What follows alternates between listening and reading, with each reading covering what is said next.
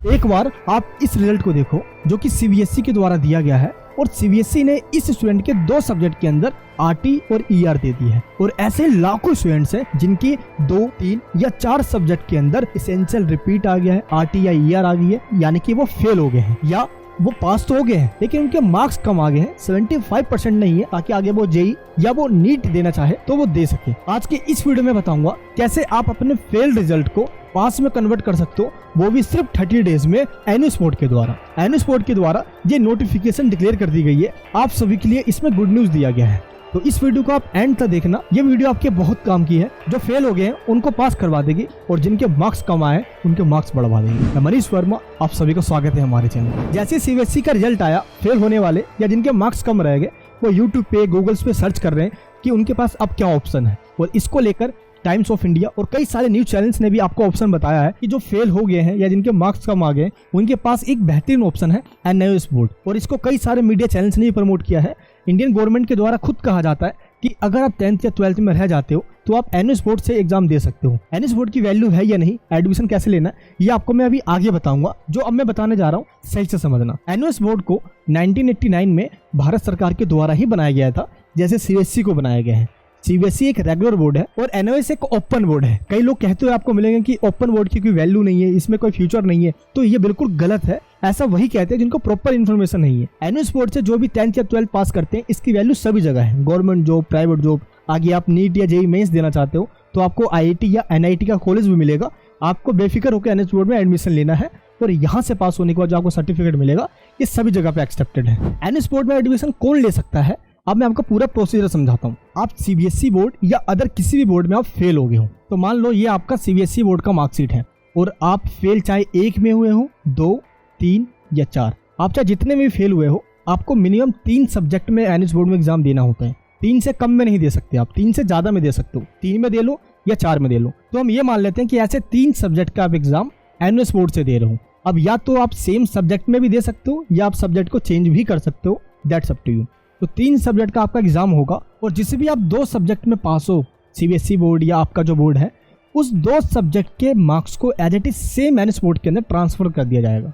तो 3 सब्जेक्ट का आपने एग्जाम दिया और 2 ऐसे सब्जेक्ट जिसके मार्क्स को ट्रांसफर किया गया, जिसको टीओसी कहा जाता है, टोटल हो जाते हैं 5 सब्जेक्ट, और फिर आपको एक फ्रेश मार्कशीट मिलता है एनुस्पोर्ट से पास होने के बाद 5 सब्जेक्ट का, जो कि आगे जेईई मेंस में, नीट में, एनआईटी, आईआईटी सब जगह पे एक्सेप्टेड है। आगे आप जो के काउंसलिंग में भी पार्टिसिपेट करते हो, वहाँ पे भी आपको रोका नहीं जाएगा।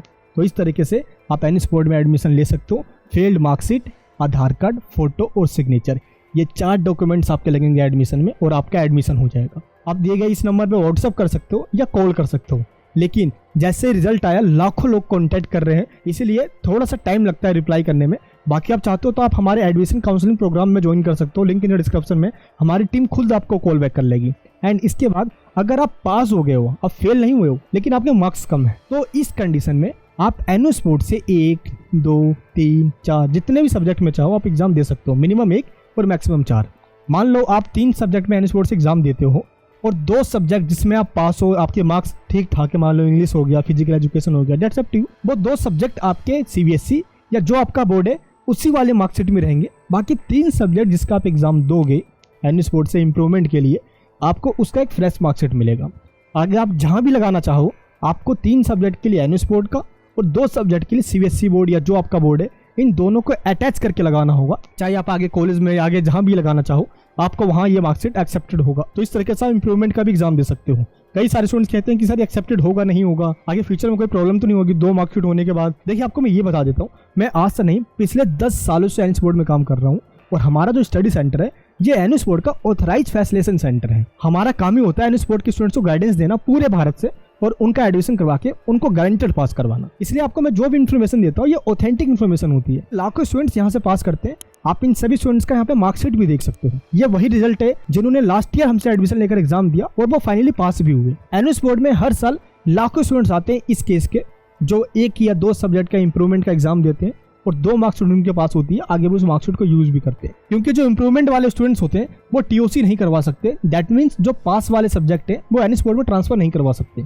जो फेल्ड वाले स्टूडेंट्स होते हैं सिर्फ वही टीओसी करवा सकते हैं, ये आपको ध्यान रखना है। आपको एडमिशन जल्द से जल्द करवा लेना है क्योंकि एनएस बोर्ड के द्वारा एडमिशन ओपन कर दिया गया है। तो आपका एग्जाम कब होगा, किस डेट पे आपको एग्जाम देने जाना होगा, अब मैं आपको ये बताता हूँ। देखिए, अगर आप अभी एडमिशन लोगे तो आपका एग्जाम जून, जुलाई, अगस्त, सितंबर, अक्टूबर इन मंथ के जिस भी डेट पे आप चाहोगे उस डेट पे आप अपना एग्जाम दे सकते हो। जब आप एडमिशन लेते हो तो डेट सेलेक्ट करने का ऑप्शन आता है और ये आपके पास ऑप्शन होता है। तो ये इसकी एग्जामिनेशन डेट होती है। जो सबसे पहले आता है उसको सबसे पहले की डेट मिल जाती है, वरना ये सीट फुल हो जाती है। आप देख सकते हो कि इस डेट पे सिर्फ इतनी ही सीट अवेलेबल है और इस डेट पे इतनी सीट अवेलेबल है। जितनी सीट्स अवेलेबल है उस डेट के सामने सीट्स लिख दी जाती है और लाखों की संख्या में स्टूडेंट्स फेल हुए हैं या जो इम्प्रूवमेंट का एग्जाम देना चाहते हैं उनके वजह से ये सीट्स बहुत जल्दी फुल हो जाएगी। तो अगर आप पास होना चाहते हो तो आप जल्द से जल्द अपना एडमिशन लीजिए और अपना साल बचाइए।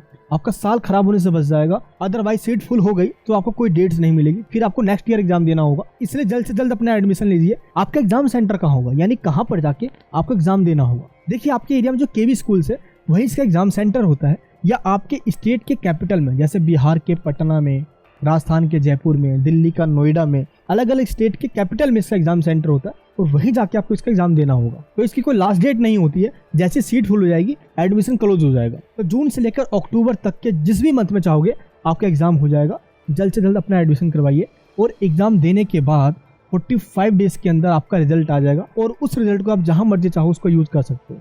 आखिर सिलेबस क्या होगा, दैट मीन्स आपको क्या पढ़ना होगा।